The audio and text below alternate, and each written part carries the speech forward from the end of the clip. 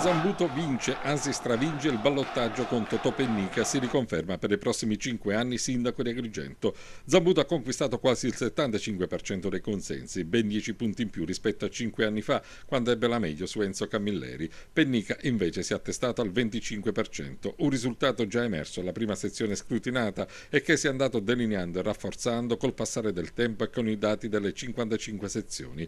Questo è il risultato definitivo. Zambuto 19.836 voti, pari al 74,71%, Pennica 6.716 preferenze, pari al 25,29%.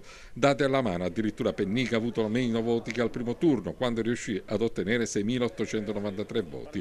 A nulla è dunque valso l'apparentamento al secondo turno con MPA Futuro e Libertà, che in prima battuta assieme al PD sostenevano il candidato a sindaco Mariella Lobello, apparentamento che di fatto penalizza Marco Zambuto, che sarà minoranza in consiglio comunale. La geografia a Sala Sollano, uscita fuori da questo turno elettorale, vede i partiti che hanno appoggiato Pennica al primo turno più l'aggiunta degli altri con 19 seggi, 9 invece consiglieri fedeli a Zambuto, 5 del Patto per il Territorio e 4 dell'UDC. 2 infine PD, che ha deciso di stare alla finestra.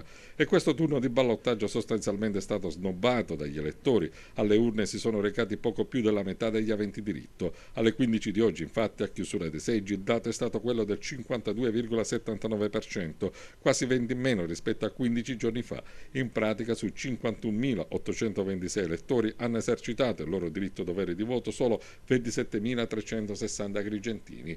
Sia Zambuto che Pennica ieri mattina avevano votato al seggio del Viale della Vittoria. Il primo a presentarsi era stato Zambuto a mezzogiorno, seguito a ruota intorno alle 13 da Pennica. Ed è sembrata quasi una profezia. Grazie di tutto, arrivederci.